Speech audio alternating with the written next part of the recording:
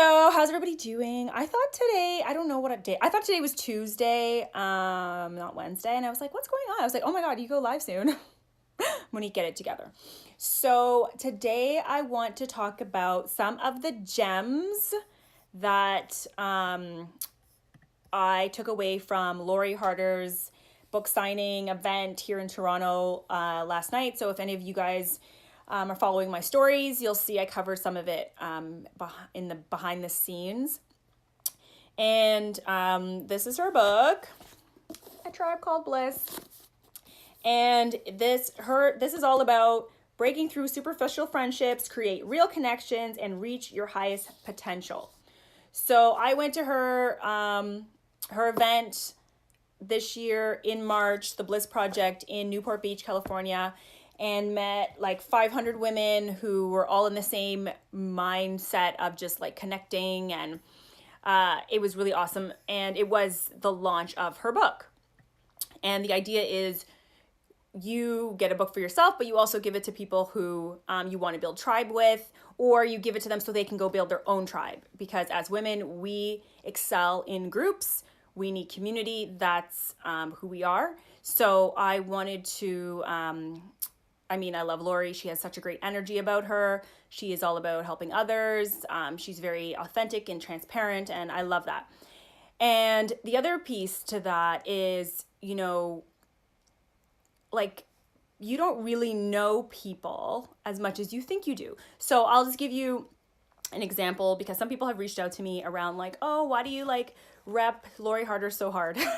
I don't really talk about, I rep a lot of people like Gary Vee, there's some people that I don't play around with. What do we have? You Are a Badass at Making Money by Jen Sincero. I rep some people, but here's the thing about the Lori, I really agree with a lot of her philosophies around building tribe, around connecting with women, and that's one. And then the other thing that I discovered is, when you look at Lori, you'll see her online, right? You see this slim, blonde, beautiful individual, and you're just like, oh, this woman has no problems, right? Literally, that's what I used to think. I used to listen to her podcast, so I knew, she had a lot of depth, but on the outside, you're like, this woman has no problems. And then you hear her story and the story of some of her speakers that she had at her event, and you're like, there you go. You do not know nobody. She has an amazing story. She's been through some stuff, okay? And we've all been through some stuff, but that just, again, brings home, you don't know people. And the more I learn that, and the more I'm reminded of that, it has me show up differently every time I meet someone. You see someone, you think you know them, you know nothing about them in their life, and you don't know what you could be missing out on just by looking at them, right? So I'll give you, I'm going to be totally transparent on this feed right now. So her Bliss Project's in Newport Beach. Some of you probably have never been to California. I listened to her podcast, but I remember looking at her marketing and being like, this isn't for me because there are no women of color in the marketing. I was like, I'm going to be the only Black person there. And, I had a conversation with my triad, somebody else who is another woman of color. And she's like, I had a similar feeling. I was like, I don't want to be the only one, right? And in the split second, as much as that came out of our mouth, the next second was, I said, you know what? That may be the case, but if that's the case, we gonna bring the spice. Then we gonna be the only ones there. That's it, right? But I am not gonna have, hey, Anjali, you came on at the perfect time. I was just talking about how the marketing of the pictures in Lori Harder's marketing almost had us not go to the Bliss Project, because we were like, there's no women of color there. It's not for us. And really, it's just marketing, right? People gravitate toward, it's biology. We gravitate towards people who look like us. That is biology, right? So it makes sense that there's not tons of women of color in her ads or in her marketing for the event, right? And it made sense that when we went there, no, there wasn't tons of women of color. There were some. However, to think I almost missed out on that because I let something as trivial as that get in my way would have been such a huge injustice to my life, And I mean, I don't know how, I mean, injustice is dramatic, but it's true to think what we would have missed out on had I let something like a picture on a website stop me from going there and really reconnecting with myself, with other women. It was awesome, right? So I say all of that to be like, yes, there needs to be some more diversity up at the Bliss Project. And ladies, that's like our fault for not wanting to go out there and just be like, it's fine if we're the only ones. Who freaking cares? Go get yours, right? Like, go get whatever it is you're seeking. And there's nothing stopping us, right? So Anjali say, I was uncomfortable walking into the hotel lobby because of my judgment. I'm not like these people. So crazy. It ended up being so good. Yes. And like, how often does that happen?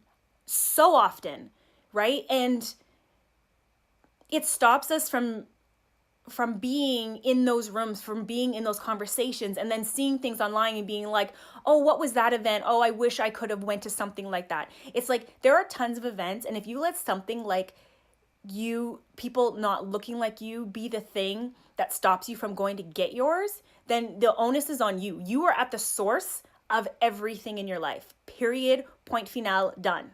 So that was like it really came up for me yesterday, right? Because I went to her event. There were, again, not as many women. Like, Toronto is super diverse, guys. Like, of all of the cities, Toronto is super diverse. So there's no reason why there shouldn't be tons of us in that room.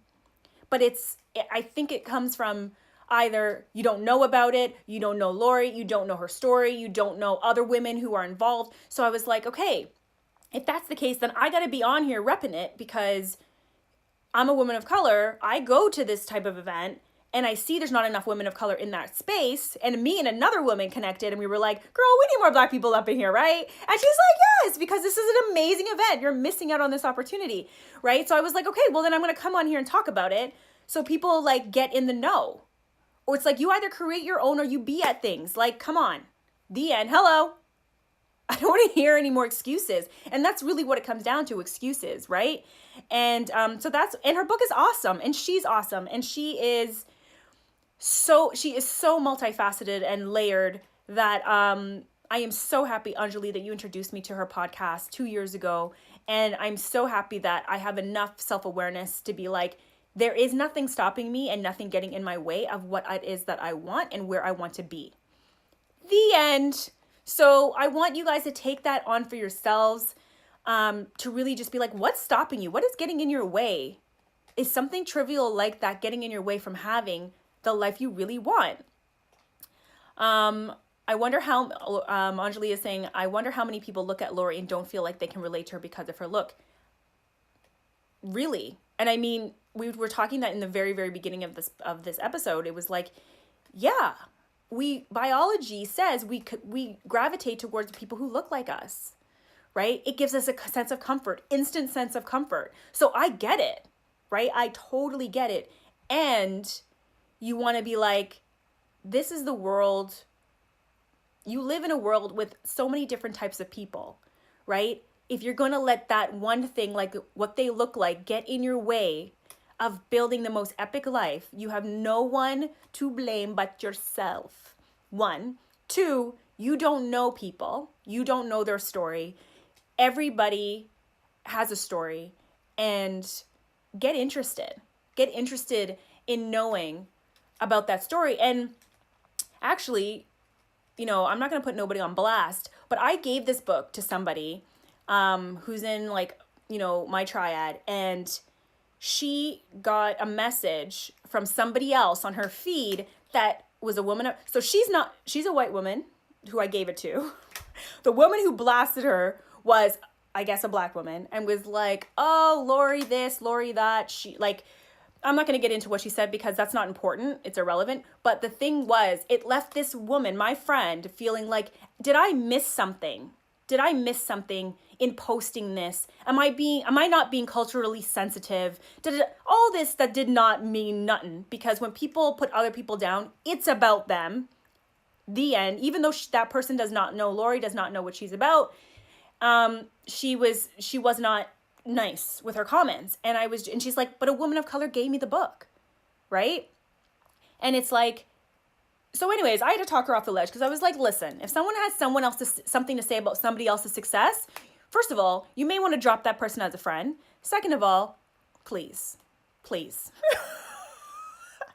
I could say more than that, but like, please, I'm not even going to spend more time on that. You don't know people. You don't know their story. Chantel is saying, and sometimes you can feel intimidated in being in a room full of all Black women. I mean, that is your experience, maybe. I don't feel that. I feel such a connection and oneness and love. But you're speaking to something that's just like, there's something over there with you around being intimidated by being in a room full of all Black women. And Chantel's a Black woman, right? So like, let's not make this a race issue. This is not it. The thing is, the point is, whatever's going on, it's over here with you. That's the point. That's the point. One. And two, whatever opportunities you're saying are not coming your way, and you're using what you look like or what they look like to be the barrier, again, that's on you, right? The world, yes, shit's going down, things are real, all of that. But that, again, is an excuse for not going after what it is you want. I'm not going to just like how I didn't let that be the reason that we did not go to the Bliss Project. And the Bliss Project, I connected with other Black women, white women, Chinese women, Korean women, Asian women, all kinds of women. It was wonderful. It was wonderful. And the thing that was the common thread was we were all women. We were all women dealing with the exact same things, right? At the core, the exact same things. So I am so happy I did not let that stand in my way. And I say this all to you guys, don't let this stand in your way. And actually, this was not what I was going to talk about, because I had a whole list of gems I took from there. But like, I felt this needed to be addressed. So I'm addressing it because it came up for me. And I've been sitting on that conversation and being like, oh, because I don't, it's social media. I don't want to put nothing. I don't want to make people uncomfortable. I don't care. If you're on here, then I like to tell it like it is. Otherwise, why am I here? It really doesn't matter. And it was such a great event. Lori was awesome. The Bliss Project, guys, it's next year. I already bought my ticket. I'm already there. So Anjali's already there. Meg, she's already there. So I hope to see some of you ladies there, because you are not going to get the connections you're looking for sitting in your house complaining that you can't make no connections.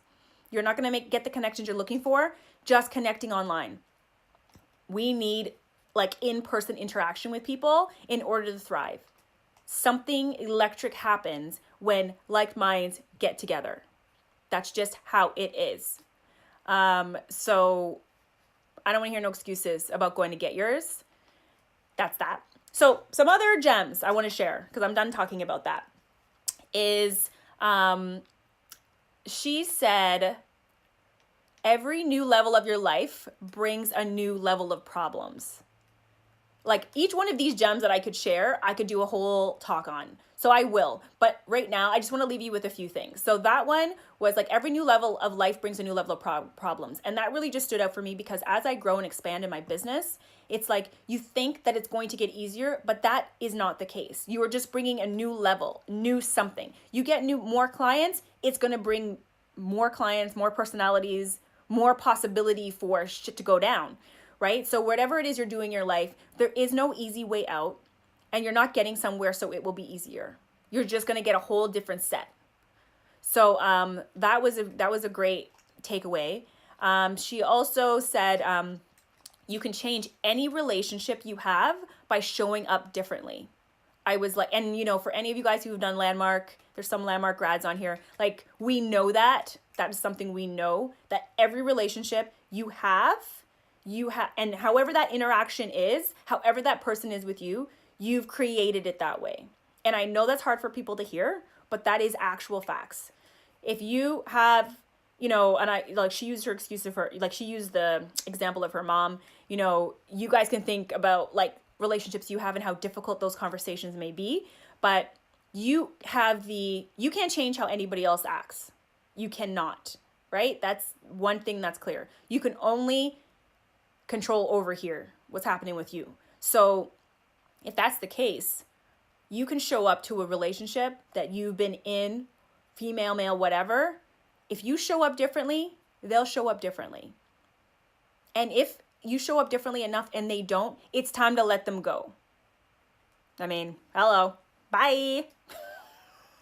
If you're building epic stuff in the world, you don't have time for them anyways. So move on. She also said, you can have magical interactions with people who don't have to be in your life forever.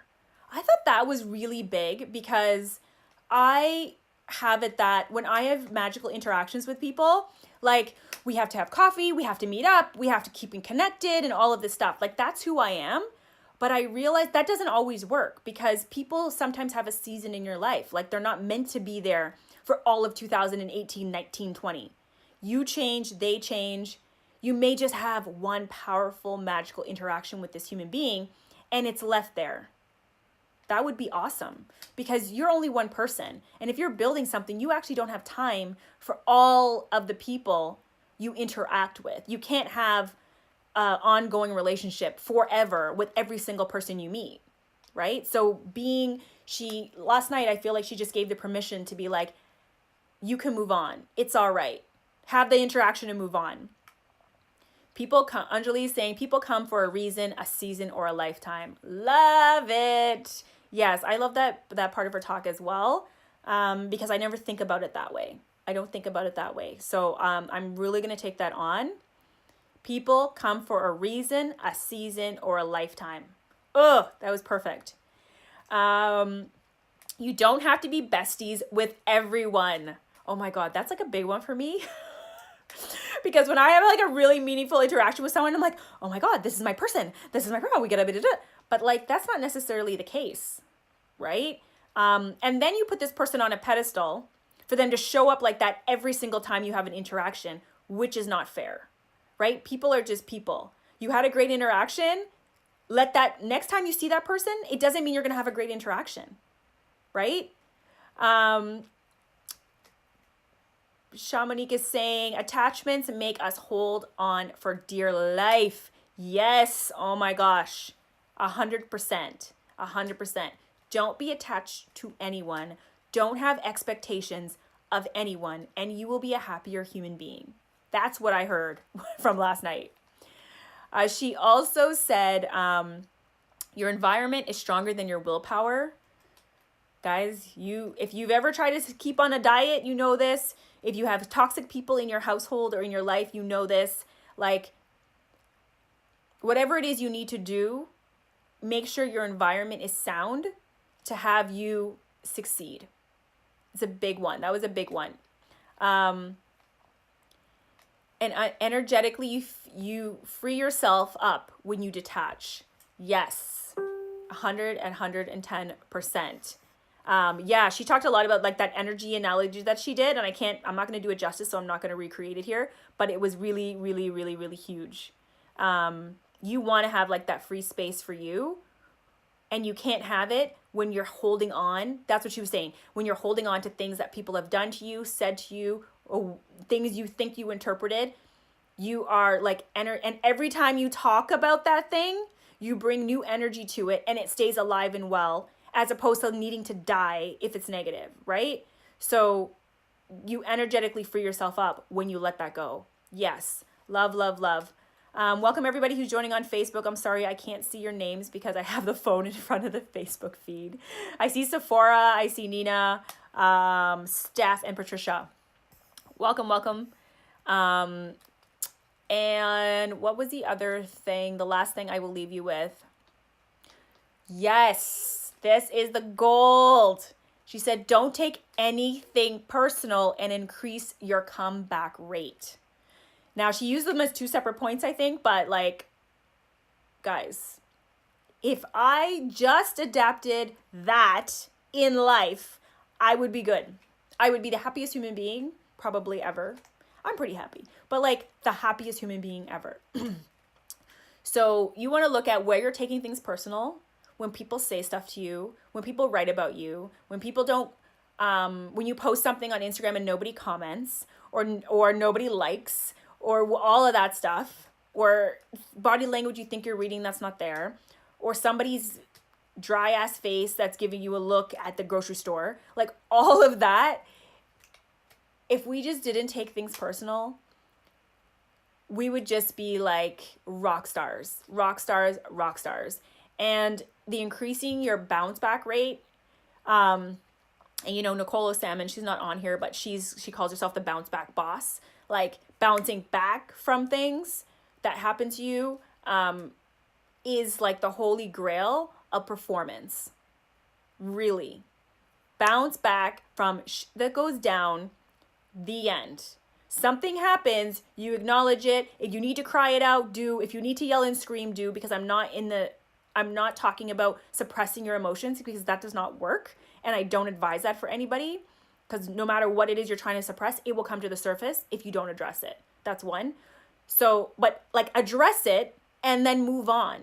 Don't hold on to it for like weeks, months, days, years. And listen, I am guilty of this, so I am not on my high horse talking about this. I am so guilty of that. And over the years, I have definitely increased my bounce back rate, my comeback rate, whether it's from relationships, whether it's, you know, things that's happened to me in real life, like in actuality, and in the stories I've created about what's happened to me. Thank you, Anjali. Bye-bye. We will talk soon. I love you too. I love you too. I love you too. And thanks for being on today.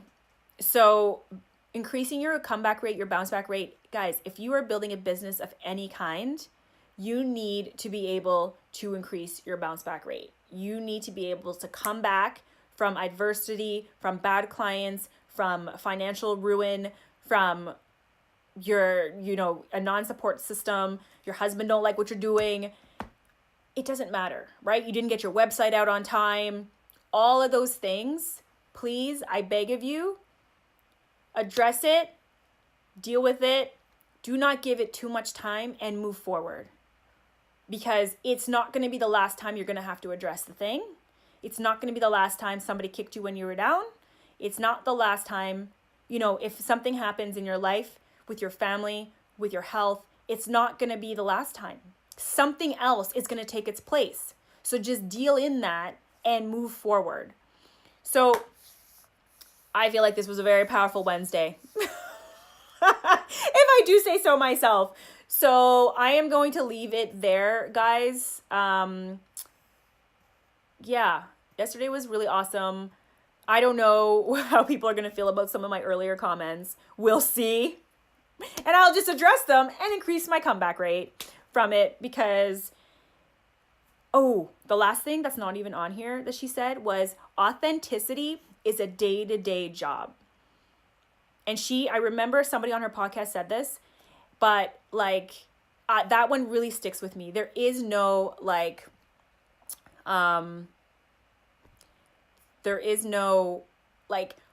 I'm authentic, he's authentic, she's authentic, and I know them to be that. It's a day-to-day job. It's a decision you make every day that you're going to show up authentic.